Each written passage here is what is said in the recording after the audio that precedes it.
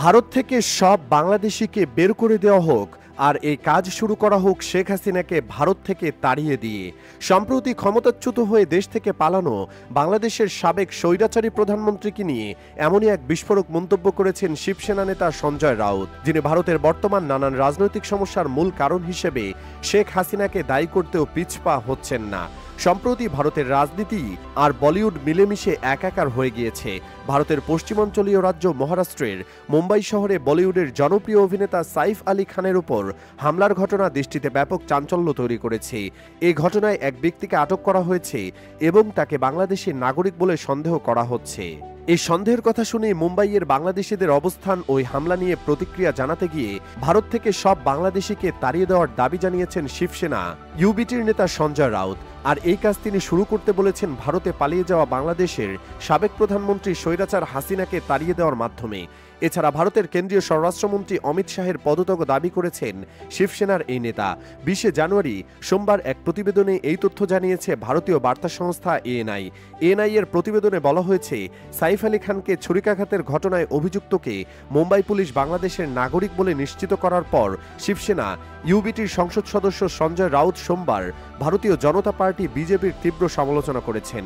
তিনি বলেছেন, সমস্ত বাংলাদেশিকে ভারত থেকে তাড়িয়ে দেওয়া উচিত এবং এই কাজ শেখ হাসিনাকে দিয়েই শুরু করা উচিত, যিনি গত বছর গণ আন্দোলনের মুখে প্রধানমন্ত্রীর পদ থেকে ইস্তফা দিয়ে ভারতে পালিয়ে গেছেন। এছাড়া কেন্দ্রীয় স্বরাষ্ট্রমন্ত্রী অমিত শাহের পদত্যাগ দাবি করেছেন শিবসেনা। সংবাদ মাধ্যম বলছে, সঞ্জয় রাউতের কাছে প্রশ্ন ছিল, সাইফ আলী খানের উপর হামলায় অভিযুক্ত সন্দেহভাজন বাংলাদেশি কিনা তা নিয়ে। জবাবে সঞ্জয় রাউত বলেন, কে বলেছে তিনি বাংলাদেশি? বিজেপির লোকজন। বিজেপির পক্ষ থেকে বলা হয়েছে, সাইফ আলী খানের উপর যে হামলা হয়েছে তা একটি আন্তর্জাতিক কূটচাল। আমার প্রশ্ন হচ্ছে, আন্তর্জাতিক কূটচাল কি? তিনি বলেন, এক অভিনেতার উপর হামলা হয়েছে, ছুরি দিয়ে হামলা হয়েছে, তার নেপথ্যের রহস্য কি তা জানাতে বলুন। অভিযুক্ত মানুষটিকে, যদি তিনি বাংলাদেশি হন তাহলে তার দায়িত্ব কার? কেন্দ্রীয় সরকারের। যদি বাংলাদেশি এখানে এসে থাকে, রোহিঙ্গারা এসে থাকে, তাহলে তার স্বরাষ্ট্রমন্ত্রী অমিত শাহের দায়িত্ব। পদত্যাগ করুক উনি, তার পদত্যাগ চাওয়া হোক। একই সঙ্গে উদ্ধব ঠাকরে শিবিরের এই নেতা বলেন, যদি বাংলাদেশিদের হটাতে হয় আপনাকে, তাহলে প্রধানমন্ত্রীর কাছে প্রতিনিধি দল নিয়ে যান।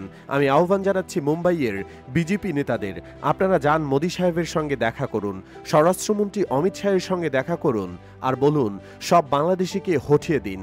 আর তা শুরু করুন শেখ হাসিনাকে দিয়েই, যাকে এদেশে আশ্রয় দেওয়া হয়েছে। তিনি আরও বলেন, আজকাল বিজেপি নাটক করছে, মুম্বাই মহানগর নির্বাচন আছে, তাই লোকজনকে ভয় দেখানো হচ্ছে, মানুষের মনে ভয় তৈরি করছে। গত 16 জানুয়ারি মুম্বাইয়ে বান্দ্রার বাসভবনে সাইফ আলী খানের উপর হামলা ও ছুরিকাঘাতের ঘটনা ঘটে। হামলায় বলিউডের এই অভিনেতার মেরুদণ্ডে ছুরির ক্ষতসহ গুরুতর জখম হয়। এ ঘটনায় মুম্বাই পুলিশ এক অভিযুক্তকে গ্রেফতার করেছে। তার নাম মোহাম্মদ শরীফুল ইসলাম শেহজাদ। তিনি বাংলাদেশের ঝালকাঠি জেলার বাসিন্দা বলে দাবি করেছে মুম্বাই পুলিশ। যদিও অভিযুক্ত যুবকের আইনজীবী দাবি করেছেন, তার মক্কেল বাংলাদেশের নাগরিক, এমন যুক্তির পক্ষে কোনো প্রমাণ দেখাতে পারেনি পুলিশ। গত 7 বছরের বেশি সময় ধরে পরিবারের সদস্যদের সঙ্গে তিনি মুম্বাইয়ে বসবাস করছেন।